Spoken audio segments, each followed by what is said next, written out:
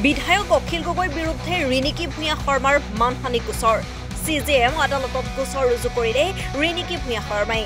অখিল গগৈ ৰিণিকী ভূঞা শৰ্মাৰ প্ৰতিষ্ঠান গোল্ডেন থ্ৰেডছক লৈ অপপ্ৰচাৰ চলোৱাৰ অভিযোগ উত্থাপন হৈছিল সিংগাপুৰত শ্যামকানু মহন্তৰ ফেষ্টিভেলত ফেশ্বন শ্ব' পতাৰ অভিযোগ উত্থাপন কৰিছিল বিধায়ক অখিল গগৈয়ে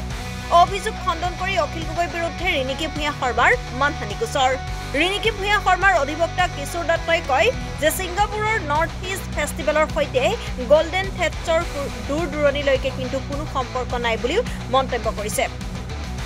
এই মুহূৰ্তত এটা ব্ৰেকিং নিউজ জনাৰ চেষ্টা কৰিছো যেহেতু বিধায়ক অখিল গগৈৰ বিৰুদ্ধে ৰিণিকী ভূঞা শৰ্মাৰ মানহানি গোচৰ CJM আদালতত গোচৰ ৰুজু কৰিলে ৰিণিকী ভূঞা শৰ্মাই অখিল গগৈ ৰিণিকী ভূঞা শৰ্মাৰ প্ৰতিষ্ঠান গোল্ডেন থ্ৰেডছক লৈ অপপ্ৰচাৰ চলোৱাৰ অভিযোগ উত্থাপন হৈছে সিংগাপুৰত শ্যামকানু মহন্তৰ ফেষ্টিভেলত ফেশ্বন শ্ব' পতাৰ অভিযোগ উত্থাপন কৰিছিল বিধায়ক অখিল গগৈয়ে অভিযোগ খণ্ডন কৰি অখিল গগৈৰ বিৰুদ্ধে এতিয়া ৰিণিকী ভূঞা শৰ্মাই মানহানি গোচৰ ৰুজু কৰিছে ৰিণিকী ভূঞা শৰ্মাৰ অধিবক্তা কিশোৰ দত্তই কৈছে যে সিংগাপুৰৰ নৰ্থ ইষ্ট ফেষ্টিভেলৰ সৈতে গোল্ডেন থ্ৰেডছৰ দূৰ-দূৰণিলৈকে কিন্তু কোনো সম্পৰ্ক নাই যোৱা 30 ছেপ্টেম্বৰ 2025 তাৰিখে ৰাইজৰ দলৰ সভাপতি অখিল গগৈ ডাঙৰীয়াই এখন প্ৰতিবাদী কাৰ্যসূচী ৰূপায়ণ কৰে জুবিন গাৰ্গৰ হত্যাৰ তদন্ত বিচাৰি আৰু উক্ত প্ৰতিবাদী কাৰ্যসূচীতে মোৰ ক্লায়েণ্ট অৰ্থাৎ ৰিণিকী ভূঞা শৰ্মাৰ বিৰুদ্ধে বিভিন্ন ধৰণৰ অভিযোগ আনিছে যিবোৰ টোটেলি ডিফেমেটৰী আৰু ডেৰগেটৰী আৰু তাৰ বাবে ৰিণিকী ভূঞা শৰ্মাই মোক তেওঁ ক্ৰিমিনেল ডিফেমেশ্যন কেছ এটা কৰিব দিছে ৰাইজৰ দলৰ সভাপতি অখিল গগৈ ডাঙৰীয়াৰ এগেইনষ্টত আৰু লগতে প্ৰতিবিম্ব লাইভৰ যিজন ডিৰেক্টৰ আছে তফিকুদ্দিন আহমেদ তেওঁকো আমি কেছটোত পাৰ্টি কৰিছোঁ মূল কথাটো হ'ল ৰিণিকী ভূঞা শৰ্মা আৰু তেওঁৰ সংস্থা গোল্ডেন থ্ৰেডছৰ দূৰ-দূৰণিলৈকে কোনো ধৰণৰ সম্পৰ্ক নাই নৰ্থ ইষ্ট ফেষ্টিভেলৰ লগত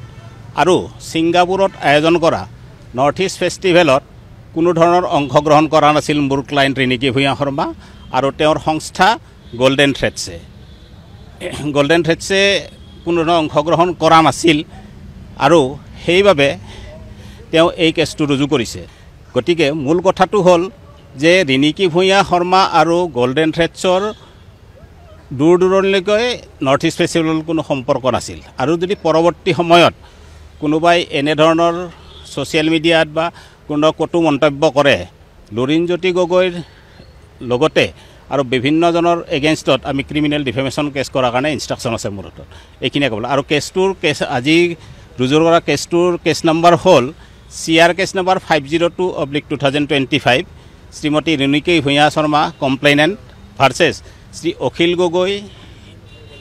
আৰু প্ৰতিবিম্ব লাইভ আৰু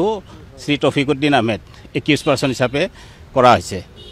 আৰু এই কেছটোৰ পৰৱৰ্তী তাৰিখ হ'ল 30/10/2025 তাৰিখ